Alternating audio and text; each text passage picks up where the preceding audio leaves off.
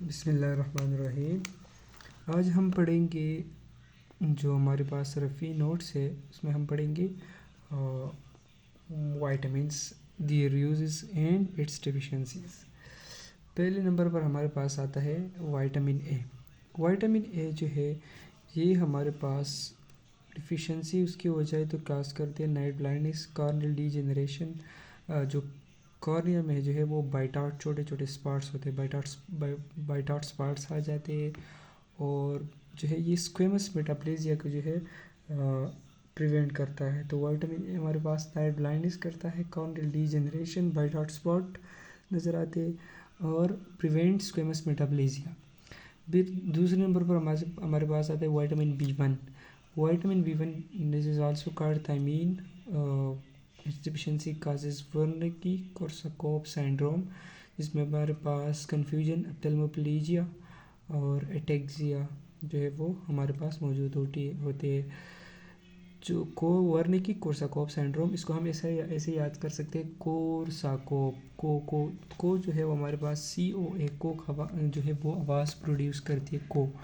तो COA Korsakoff को बने के पर हमारे पास आ गया कन्फ्यूजन, ओ पर हमारे पास आ गया ऑप्थेल्मोप्लेजिया और ए के साथ हमारे पास आ गया एटेक्सिया। दूसरा ड्राई बेरी और वेट बेरी। ड्राई बेरी में हमारे पास पेरिफेरल न्यूरोपैथी और symmetrical muscle wasting, both side of the body पर मसल वेस्टिंग जो है वो हो जाते हैं। वेट बेरी में हमारे पास this is called also called dilated cardiomyopathy, जिसमें हमारे पास हाई कार्डियक आउटपुट फेलियर हो जाता है। तो this is thiamine, vitamin B one. Vitamin B two जो है this is also called riboflavin, और इसमें हमारे पास इस deficiency causes 2Cs and 2Gs, cheilosis and corneal vascularization, and 2Gs जो हमारे पास ग्लोसाइटिस और जिंजिवाइटिस। विटामिन बी3 नियासिन जो है हमारे पास हार्ट नर्व डिजीज़ काज करते हैं, जिसमें हमारे पास पेलेग्रा किस तरह का होता है 3Ds, डायरिया, डिमेंशिया, डर्मेटाइटिस याद रखिए, कॉलरेश लाइक नेकलेस होता है। और यूज टू ट्रीट डिसलिपिडीमिया, से हमारे पास हाइपोलिपिडीमिक ड्रग्स में हमारे पास फार्मा में हमने पढ़ा था ना कि वहाँ पर एक ड्रग होता है नियासिन, तो जो है विटामिन बी3 है। अब हमारे पास vitamin B5 is also called pantothenic acid and its deficiency causes dermatitis and alopecia. Vitamin B6 pyridoxine, its deficiency causes peripheral neuropathy, convulsions, and most common and most important sideroblastic anemia. Vitamin बी6 जो है हमारे पास जो ALT और AST की ट्रांसअमाइनेशन होती है लीवर में, उसके लिए भी रिक्वायर्ड होता है विटामिन बी6। और फिर हमारे पास आता है विटामिन बी7 biotin, its function is to do fatty acid oxidation. इसको हम ऐसे ही याद कर सकते हैं, जो है vitamin B1 बी2 B3 B5 B6 बी7 TRN, जो है कभी कभार जो है इन नेम्स के साथ जो हमारे पास क्या आता है MCQs आता है, और जो हम भूल जाते हैं कि B3 कौन सा है, B2 कौन सा है। तो इस सीक्वेंस को याद रखें कि B1 B2 B3 B5 B6 B7 1 2 3 5 6 7, 4 को स्किप करें, 1 2 3 5 6 7। 1 में हमारे पास आ गया thiamine T, riboflavin R, niacin R। तो इसको याद रखें T इस तरह TRN। फिर हमारे पास आ गया 5 6 7, तो pantothenic acid, pyridoxine, biotin. P के बाद A आता है, तो पहले नंबर B5 है, तो B5 में A आता है, तो A पेंटोथेनिक एसिड B5 के साथ है, B6 के साथ है पायरिडॉक्सिन, Y खैर में था, तो B6 B5 के बाद है तो पायरिडॉक्सिन। और 7 पर हमारे पास जो मोस्ट कॉमन लोग यूज़ करते हैं बालों के लिए बायोटीन B7। B9 और जो B12 है वो तो मोस्ट कॉमन है, हर किसी को याद रहते हैं। जो है B9 जो फोलेट है, ये found in leafy vegetables and it's absorption occur in jejunum. फिर हमारे पास आ जाता है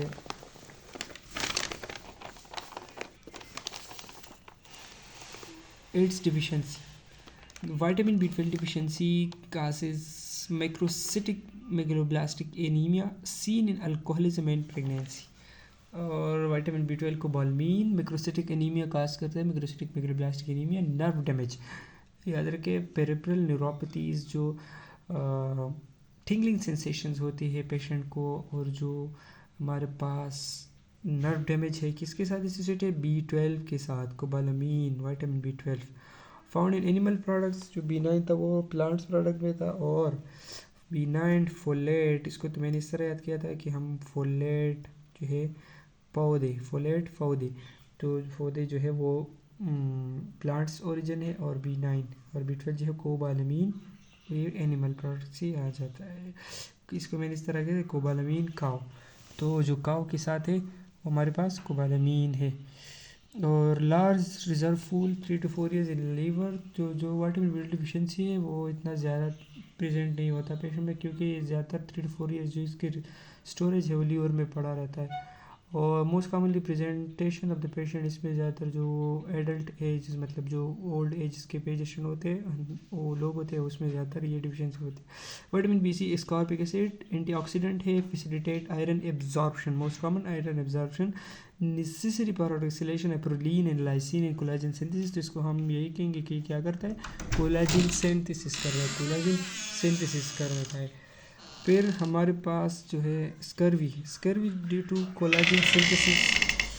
स्कर्वी जो है क्या काज करता है, कोलाजन। स्कर्वी जो है ये विटामिन C डिफिशियंसी के साथ एसोसिएट होती है, और इसमें ड्यू टू कोलेजन डिफेक्ट होता है। जो स्कर्वी पेशेंट है उसमें हमारे पास जो प्रेजेंटेशन उसका है कि गम्स ब्लीडिंग जो है वो ज़्यादातर पेशेंट को होता है, गम्स ब्लीडिंग। तो किस वजह से होता है, विटामिन C डिफिशियंसी, और उस डिजीज़ को हम स्कर्वी कहते हैं क्योंकि कोलेजन सिंथेसिस डिफेक्ट होता है। फिर हमारे पास विटामिन D आता है। विटामिन D जो है वो 25 हाइड्रोक्सी D3 जो है वो स्टोरेज फॉर्म है, और जो 125 डाईहाइड्रोक्सी D3 कैल्सिट्रायोल जो है एक्टिव फॉर्म है। रिकेट्स चिल्ड्रन में डिफिशियंसी हो जाए तो रिकेट्स चिल्ड्रन में काज करता है, और एस्टोमलेशिया एडल्ट्स में। विटामिन E जो है टोकोपेरोल, इसको हम टोकोपेरोल भी कहते हैं, एंटीऑक्सीडेंट है, can enhance the anticoagulant effect of warfarin. Anticoagulant effect of warfarin जो है उसको ज़्यादा कर देता है, तो इसको ड्रग इंटरेक्शन इसका वारफरीन के साथ है। हमारे पास फिर आता है डिफिशियंसी इसकी डिफिशियंसी के साथ हेमोलिटिक एनीमिया। एक हमारे पास था सिड्रोब्लास्टिक एनीमिया जो था वो हमारे पास था विटामिन B6 के साथ, जो हमारे पास क्या है विटामिन B6 के साथ जो है वो सिड्रोब्लास्टिक एनीमिया एसोसिएटेड था। Vitamin B6, yes it is vitamin B6, जो हमारे पास क्या है पायरिडॉक्सिन। और फिर हमारे पास विटामिन के है। विटामिन के तो याद रखें, दो एनीमियाज हमारे पास विटामिन में याद रखनी चाहिए। एक विटामिन B6 के साथ जो पैराडॉक्सिन है वो सिट्रोब्लास्टिक एनीमिया, और विटामिन E टोकोपेरोल के साथ एसोसिएटेड है हेमोलिटिक एनीमिया। विटामिन के इस फॉर कोगुलेशन, ब्लड क्लॉटिंग करता है, सिंथेसाइज्ड बाय इंटेस्टाइनल फ्लोरा जो है इसको सिंथेसाइज करता है, necessary for maturation of 2, 7, 9, 10 in protein C and S। Deficiency of vitamin के काजेज न्यूनेटल हेमरेज चिल्ड्रन में काज करता है। फिर हमारे पास आते हैं MCQs जो है विटामिन ए पर। विटामिन ए जो है हमारे पास एक्टिव फॉर्म विटामिन ए को कहते हैं हम retinol. Hypervitaminosis causes dry skin. Cost effective for vitamin A जो है डाइटरी एनालिसिस हम इसका करते हैं कॉस्ट इफेक्टिव का। Role of vitamin A integrity of germinal epithelium जो उसको मेंटेन करता है, तो इस वजह से ये prevent squamous metaplasia. Earliest sign of deficiency conjunctival xerosis होता है। और जो हमारे पास याद रखिए कि night blindness is not a sign, is a symptom. तो सिम्टम वो होते हैं जो हमारे पास पेशेंट हमें बताते हैं। तो सिम्टम P आता है पेशेंट सिम्टम्स जो पेशेंट बताते हैं, और साइन जो होते हैं जो हम डॉक्टर खुद देखते हैं। तो पेशेंट इस तरह तो नहीं आएगा ना कि आप खुद साइन देखेंगे कि उसमें नाइट ब्लाइंडनेस है, वो आपको बताएगा डॉक्टर साहब मुझे रात को कुछ नज़र नहीं आता, नाइट ब्लाइंडनेस है मुझे। तो that is a symptoms, night blindness is a symptom associated deficiency of vitamin A in conjunctival xerosis is a sign vitamin A deficiency. हमारे पास फिर आता है विटामिन बी जो है required for synthesis of cofactor A, pantothenic acid की synthesis के लिए हमारे जो कोफैक्टर ए सिंथेसिस दोबारा हमारे पास जो है का ज़रूरत है pantothenic acid. Vitamin B pantothenic acid हमने बताया था कि बी है, विटामिन B5 है जो कोफैक्टर ए की सिंथेसिस के लिए दरकार होता है।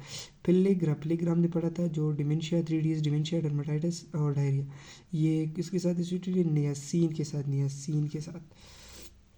Vitamin that cause transamination of alanine and aspartate, vitamin B6 है, LT एंड ST जो हमने बताया, vitamin B6 diarrhoea dementia dermatitis, again वही बात, niacin, glutamate aminotransferase and alanine aminotransferase formation which use vitamin S cofactor is vitamin B6 इसको use करता है.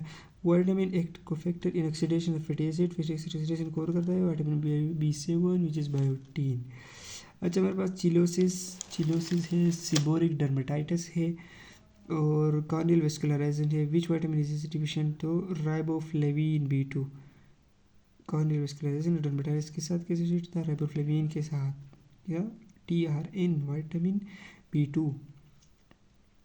Cheilosis again वही बात, इस तरह से यूज दिया हुआ है कि चिलोसिस है, कॉर्नियल वेस्कुलराइजेशन है, ग्लोसाइटिस है तो राइबोफ्लेविन.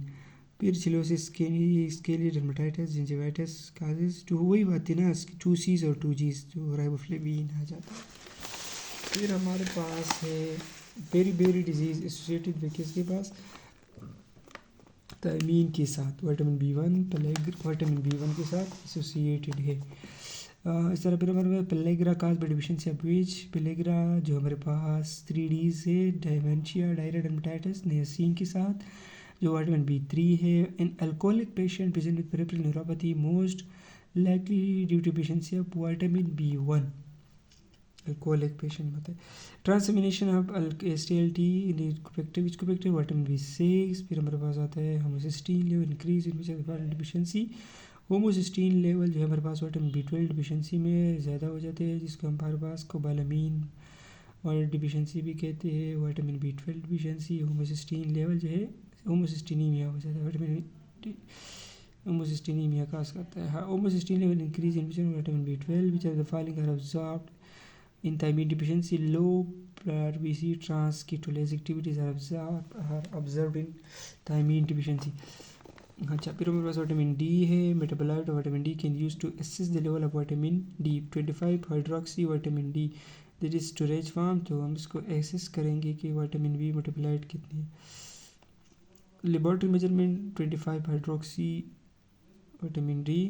Chronic renal failure है, पेशेंट को hypocalcaemia, hyperphosphataemia, which hormone test be done, which hormone test be done next. 25 hydroxy D इसको हम यहाँ देखेंगे कि क्रॉनिक रीनल फेलियर हमारे पास जो है ये एक्टिव फॉर्म में कन्वर्ट नहीं होता, तो ज़्यादा होता है. Richest source of vitamin D हमारे पास कॉड लिवर ऑयल है. इन chronic pancreatitis patient which vitamin will be deficient? Vitamin D हमारे पास डिफिशिएंट होता है. अब a child came to you to EPD with bowing of legs and increased steroid matrix. Vitamin D deficiency के साथ associated है. Bowing of legs है, vitamin D vitamin D in adult causes has to Malaysia deficiency. Vitamin C important for bone regeneration. के लिए इसको हमारे पास vitamin C ज़्यादातर दरकार होता है. Vitamin C which are the following is seen in vitamin C deficiency. इसका भी हमने बता दिया पहले कि जो गम्स ऑफ एट्रोपी और गम्स ब्लीडिंग होती है. Fisherman which with gum of atrophy and bleeding deficiency vitamin C. Vitamin D deficiency causes haemolytic anaemia. जो हमारे पास पैराडॉक्सिन है, विटामिन B6 जो है वो हमारे पास काज करता है क्या? सिट्रोब्लास्टिक anaemia. People who eat only fish and meat and no fruits in their diet will have vitamin C deficiency. Fisherman हमारे पास अगेन फिशरमैन आ गया. swelling of gums and purpura red spots on the body is likely suffering from vitamin deficiency. Vitamin C.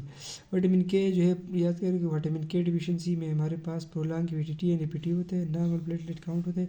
Administration of antibiotic के बाद जो है ये prolongation of APT और APTT होता है और नॉर्मल प्लेटलेट काउंट. जी prolong VT and APT after antibiotic use हमारे पास क्या दरकार पेशेंट के लिए नीड है? विटामिन K ट्रीटमेंट दरकार है, चाहिए.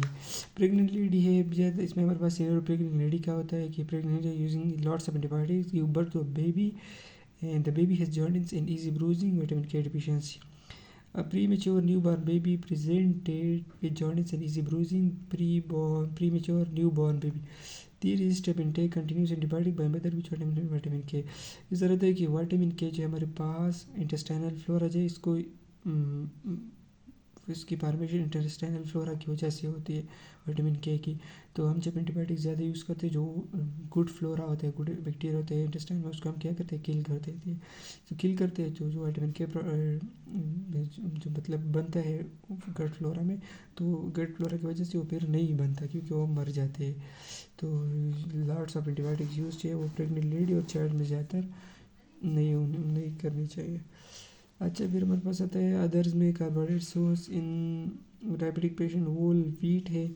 Assessment of basal nutrition status by sodium. हाँ, जब भी हम क्या करेंगे, ये मतलब nutritional status of a person check करेंगे, तो हम वेट के बाद इस तरह दिए हुए assessment of nutritional status of a person after weight के बाद अगर न्यूट्रिशनल स्टेटस एक बंदी का देखने को हम क्या देखेंगे, वो serum albumin and total iron binding capacity. और most important constituent of lipid is carbon. Dietitian advices for vitamins which should be add in their diet, fruits. इंशाल्लाह नेक्स्ट हम पढ़ेंगे आगे जो है बायोकेमिस्ट्री रिव्यू पॉइंट्स। अल्लाह हाफिज़, थैंक यू।